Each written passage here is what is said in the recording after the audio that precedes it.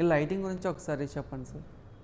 Right now మనం tube lights, tube bulbs అనే ఒక జనరేషన్, ఆ కాన్సెప్ట్ అనేది అయితే నౌ టోటలీ వెళ్ళిపోయిందండి. ఇప్పుడు వ్యానిష్, అది ఎక్కడా లేదు. ఇప్పుడు ఎనీ హౌస్ మీరు తీసుకుంటున్నారు అంటే it's all about profile lighting, LED lighting, magnetic strip lighting and లైటింగ్లో కూడా ఆటోమేషన్.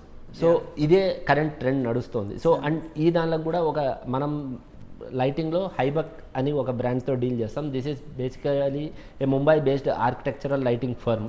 సో ఈ Hybec lighting they provide complete solutions. అంటే మనకు అవుట్డోర్ లైట్స్ కానివ్వండి, ఎలివేషన్ లైట్స్ కానివ్వండి, గేట్ లైట్స్ కానివ్వండి, బొలార్డ్స్ కానివ్వండి, ఇండోర్ లైట్స్ కానివ్వండి, POP lights, profile lights, A to Z we have a complete range of solution in lighting.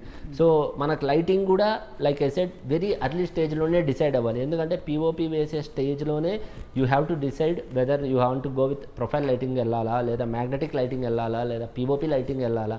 So ఈ lighting వెళ్తూ ఉంటే ఎక్కడెక్కడ ఎంత ల్యూమెన్స్తో ఎంత వ్యాటేజ్ది వెళ్ళాలి. సో ఇవన్నీ కూడా అర్లీ స్టేజెస్లోనే డిసైడ్ అవ్వాలి. సో వీటన్నిటికి కూడా నేను చెప్పడం, అర్లీ స్టేజెస్ ఆఫ్ ద బిల్డింగ్లోనే మీరు విజిట్ చేస్తే you will get a better idea about each and every product ఎలా ఉండాలి అనేది మీకు ఒక ఐడియా వస్తుంది. దాన్ని బేస్ చేసుకొని మీరు ప్లాన్ చేసుకోవచ్చు.